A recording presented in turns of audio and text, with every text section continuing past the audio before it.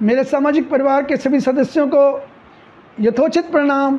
राम राम। स्वागत है आपका अपने कार्यक्रम HST ज्योतिष में।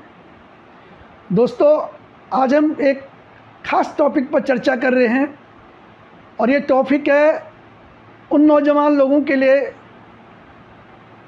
या नौजवान लड़के और लड़कियों के लिए जो शादी करने जा रहे हैं या शादी करने की तैयारी कर रहे हैं।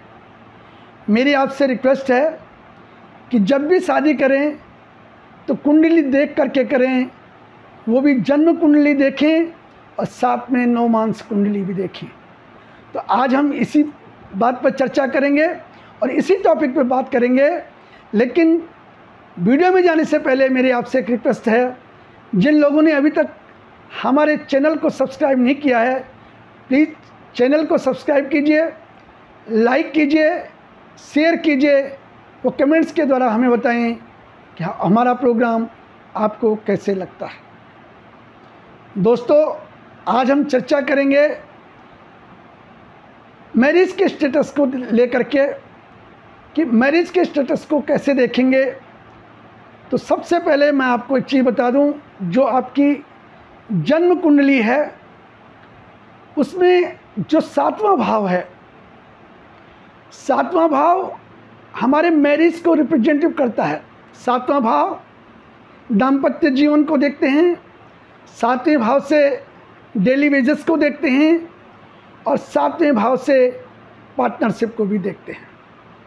तो हमको ये देखना है, इसमें दाम्पत्य जीवन को हमें आज देखना है। आज का वीडियो विशेष करके इसलिए बनाया गया है कि दाम्पत्य जीवन में जो कड़वाहट होती है कभी कभी, वो क्यों होती है और उसको वो प्रॉब्लम ना हो हमारी ज़िंदगी में, उसका सॉल्यूशन क्या है। तो उसका सॉल्यूशन यही है कि जब भी आप शादी करें, शादी के बंधन में बने, तो उससे पहले आप अपनी जन्म कुंडली को अच्छी तरह से मिलाएं। केवल गुण देख करके नहीं कि गुण 18 गुण मिल गए या 20 गुण मिल गए या 25 गुण मिल गए।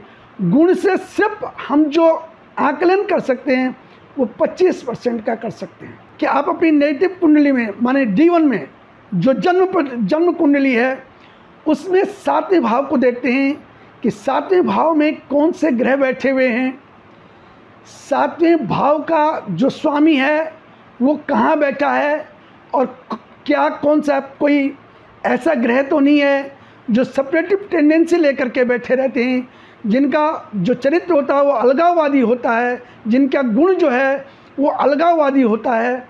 ऐसा कोई ग्रह तो नहीं है। जैसे सेपरेटिव टेंडेंसी वाले जो ग्रह होते हैं, मैं आपको बता दूं, सूर्य है, शनि है और राहु है। कहीं ये 7वें घर के मालिक तो नहीं है। उसके अलावा 7वें घर का मालिक पाप ग्रहों के बीच में तो नहीं बैठा हुआ है। 7वां घर पाप कर्तरी योग के बीच में तो नहीं बैठा आया हुआ है। पाप कर्तरी योग यानी 7वें भाव से एक भाव आगे और एक भाव पीछे। अगर इन दोनों भावों में ऐसे कोई ग्रह बैठे हुए हैं जिससे 7वां भाव पीड़ित हो रहा है, तब भी जो है दिक्कत आती है शादी में, शादी होने में भी और शादी करने के बाद भी तब भी दिक्कत आती है।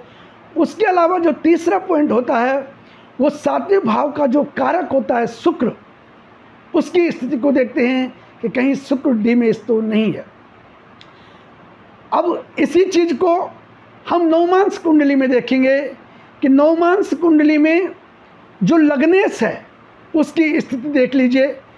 वो कहीं 6, 8, 12 में तो नहीं है, नीच तो नहीं है, अस्त तो नहीं है, या बलाबल में डिग्री वाइज 0 डिग्री या 29 डिग्री का तो नहीं है। उसके अलावा लग्न में कौन से ग्रह बैठे हुए हैं या लग्न पर कितने पाप ग्रहों का प्रभाव पड़ रहा है। उसके अलावा नवमांस कुंडली का 7वां भाव देख लीजिए। 7वें भाव में भी यही देख लीजिए कि 7वें भाव का स्वामी कहीं पाप ग्रहों से पीड़ित तो नहीं है, 7वां भाव पाप ग्रहों से पीड़ित तो नहीं है।